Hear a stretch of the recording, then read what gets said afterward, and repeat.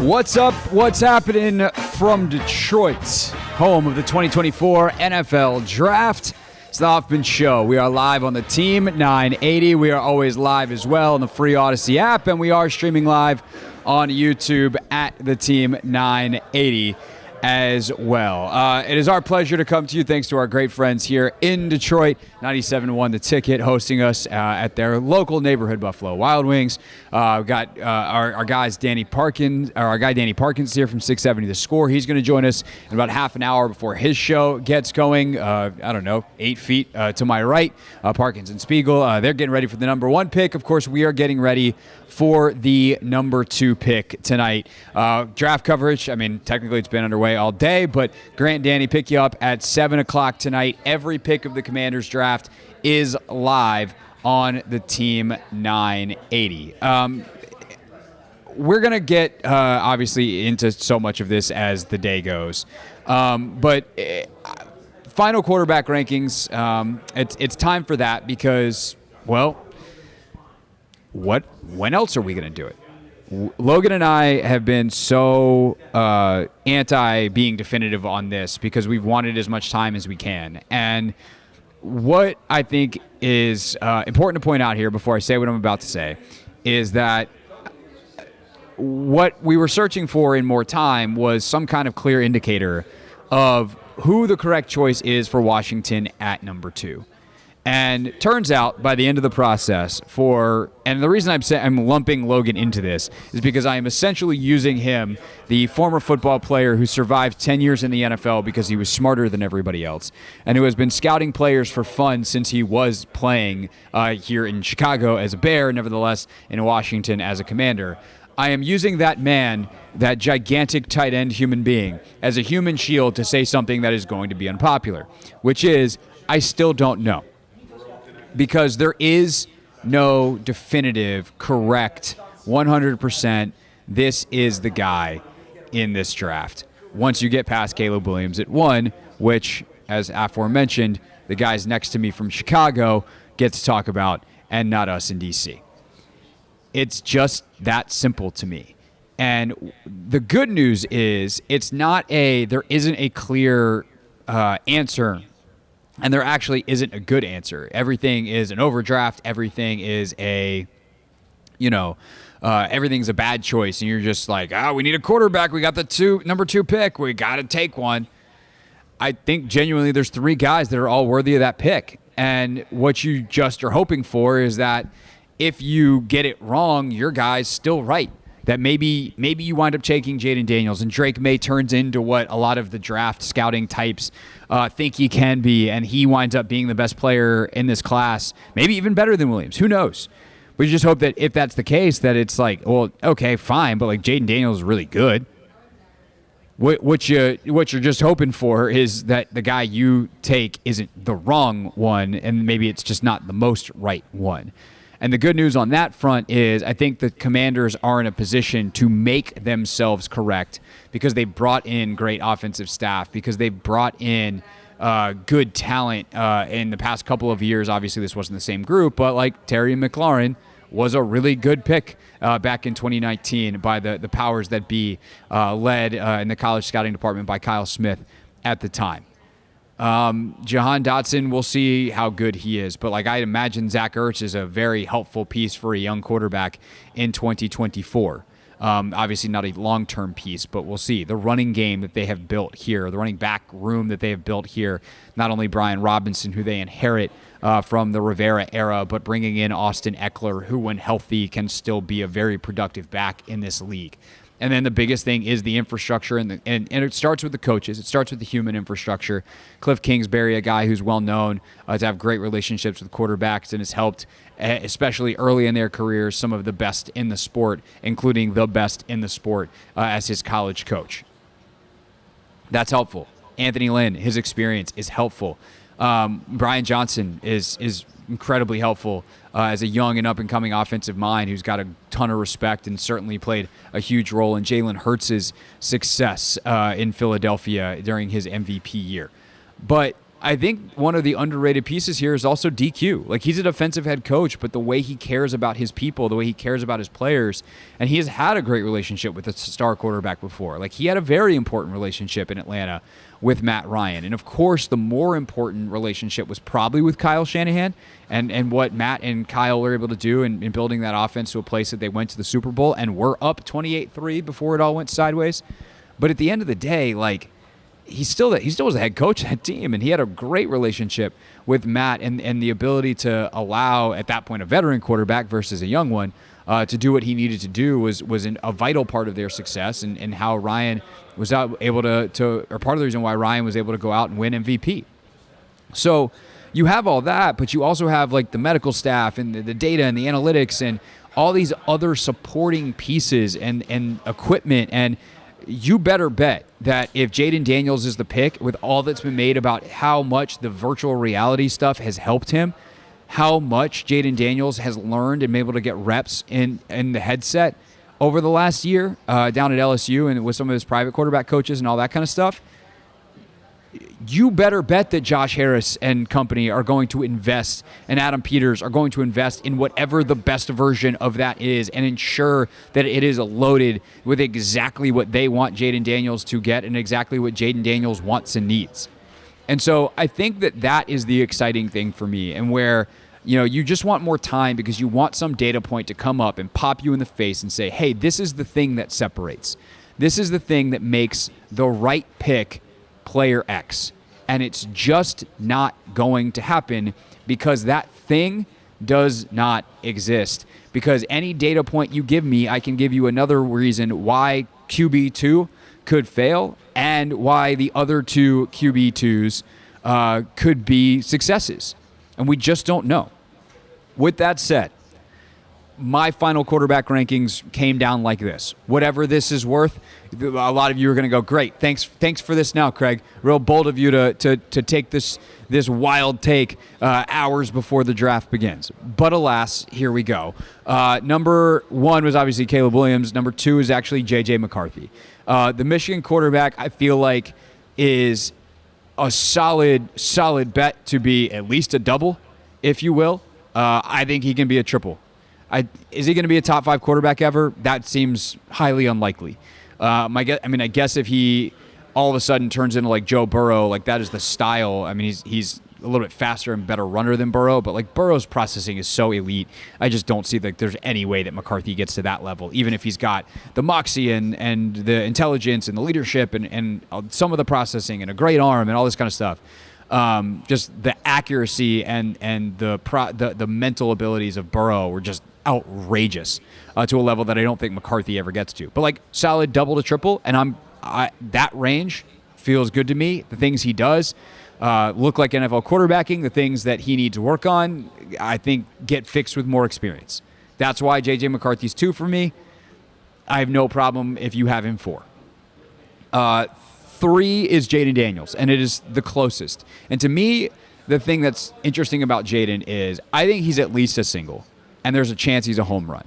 His most likely outcome is probably double or triple, which puts him in the same range as McCarthy, which is why I just am like, well, if I can eliminate the single element, which is a guy that I'm not going to want to re-sign in a couple of years. Like, we're talking like what Jameis Winston was in Tampa, right? Very up and down. There's some great moments. There's some not great moments, but it's not enough by the end of 4 or 5 years to ultimately either pick up the 5th-year option or sign him long-term, right? But he's not a total failure. He's not a bust, right? Jayden Daniels is not going to bust. The question is, how good can he be? And if he's most likely to be a double or a triple, then might as well take a guy who I think's floor is a double, and that's McCarthy. He also, though, and the reason why the Commanders probably take the swing on him at 2 and why I'm perfectly fine with that outcome, and on some days I wake up and go, you want to know what? That's actually the right answer, is because he could also be a home run. Because from a processing standpoint, he is really high level. An accuracy standpoint, he is a really high level. We'll see what happens when the offenses and the defenses become more complex. We'll see what happens if he doesn't have all-stars to throw to, especially when compared to the competition. But I think he can overcome that stuff, and he could be great. He could be a top 5 quarterback. And if you want to say at number 2, I need that as a part of my equation, then I totally understand that and endorse that as a pick, which is why I'd also endorse Drake Maye. Because Drake Maye is the full gambit. Drake Maye could be a strikeout. There is a world and where Drake Maye never gets the footwork stuff right. It just never comes together, and it doesn't happen. I don't think that's likely. I think he's very likely a double, triple home run guy. But there's a chance that it totally busts with Drake Maye in a way that I don't necessarily see with the other two. He also, though, might have the highest percentage chance of actually being the home run. And this is why this is so hard. So that's where I come down by the end of it. I wish I had a cleaner answer. I wish I could be like, hi, it is me. I have descended from the football heavens with tablets from whatever the football gods are, whatever deity it is that you believe is in control of this silly game that consumes so much of our lives, that we love so much, and say the correct answer is player X. I don't have that for you, even as we sit here on draft day. Your calls next, 301-230-0980. And then some more thoughts from our guy, Danny Parkins, host locally in Chicago, nationally, a great Odyssey sports podcast called First and Pod. So you can stay tuned to hear Danny live with us at 4:30. Your calls next, 301-230-0980. It's the Hoffman Show on the Team 980 and always live on the free Odyssey app.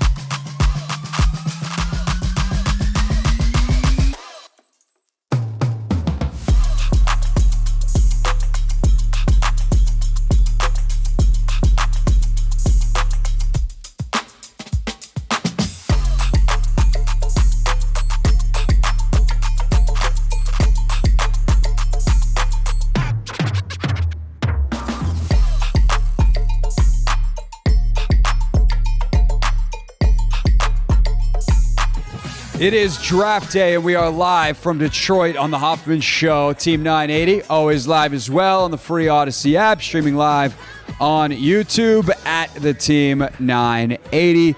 My guy Danny Parkins, old Syracuse friend. We're everywhere. We're here. We're in Detroit.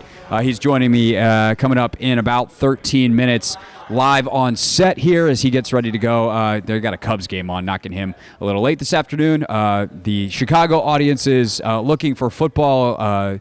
It's their loss. It's our gain. We get a little extra time with Danny today at 4:30. Speaking of Danny's, it's a great day to be a Danny. Grant and Danny anchor our draft coverage tonight here on the Team 980. Simulcast, of course, on 106.7 The Fan for the first night, but the only place in D.C. or anywhere on the radio to get every single pick of the Commanders in the 2024 NFL Draft is right here on the Team 980. Our phone number, you know it by now, 301-230-0980, 301-230-0980. Let's go to Manoj first to get us started. Manoj, what's up? You're on the Hoffman Show. Hey, man, how you doing? Doing great. I'm in Detroit for the draft.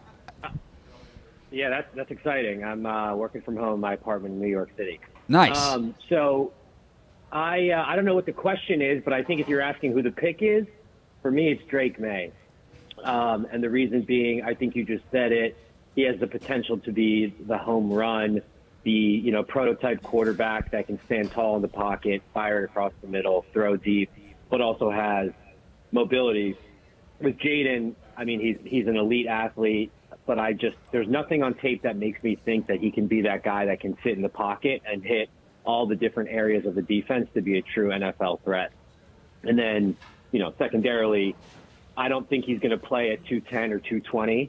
He's going to play at 205 or 200. He's going to get lit up at some point. And then the last thing I'll say is Drake Maye seems like more of that East Coast type quarterback that's going to love being here and want to re-sign without a problem.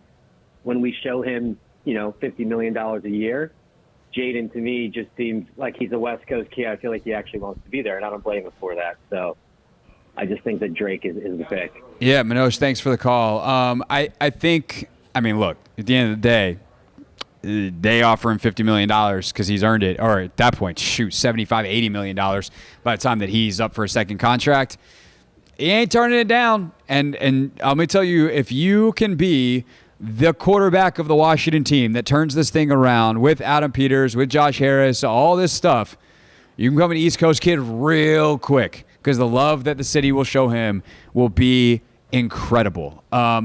Actually, Manoj did bring up a good point, which is I technically didn't really ask a question. I just kind of gave an opinion and threw out the phone number and figured it's draft day, and you guys would call, and certainly you have, which is nice, at 301-230-0980. If you want to answer a more pointed question, though, and I wish I would have saved Manoj on the phone to ask him this, like, everyone's got their guy. Here's what I want to know, and this will be a fun one to revisit tomorrow because we don't have a ton of time today before Danny joins us. We'll take some more calls at 5:30, though, later on in the show. But if you have your guy, let's say it's Jayden, I want to know why the questions that everyone else has about your guy don't bother you enough that he's your guy. How about that for a question? Let's go to Chris in Clinton. Chris, thanks for calling. You are on the Hoffman Show. Hey, Alvin, thanks for taking my call. You got it. I had to call in because I heard your rankings, and I was watching it also on on YouTube that you do with appreciate that. My other guy. Man, every time I see JJ, man, I just think Jason Campbell, man. I'm sorry because he has a similar body of work. Jason Campbell went undefeated in college, and he had the arm, he had everything there. But he was never made to carry a game in college, and it's very similar, and maybe it may be different for JJ, but that's what I see. I mean, the guy that I'm going with, I'm a Jayden guy. Everybody can talk about the passing, and it's all relatable, but man, if he has 4.3 speed or even a little under 4.4. That's a whole nother angle that none of these other quarterbacks have. Yeah. And, if he can protect himself, Kirk Cousins plays around the same weight. So we can't, we want to knock it on him, but we're not knocking it on others that are around that same weight. Well, Kirk is, in fairness, the exception to that rule. Like, since 2004, there have been, 3 dudes who have had good seasons, and the other 2 not named Kirk Cousins, they literally had like 1 good season playing under 205. Well, the key to it will be getting the ball out of his hands. 100%. And if he can get the ball out of his hands on a consistent basis, he can protect himself. And ultimately, I think that the marriage between having him and having Cliff Kingsbury, because Cliff Kingsbury, each of the quarterbacks that have worked with him and developed with him in college, seem to know how to move around better in the pocket. They move forward, they move backwards, they move side to side, and maybe that's something that can be added to Jayden Daniels' game. Yeah, the pocket movement is definitely something. Chris, we got a bunch of calls. I don't have a ton of time, but a great call. Appreciate it. Definitely call back anytime. I think the pocket movement for Jayden is something that I want to see more of. It's actually one of the things that I really like about JJ. One of the reasons that JJ ultimately rises to the top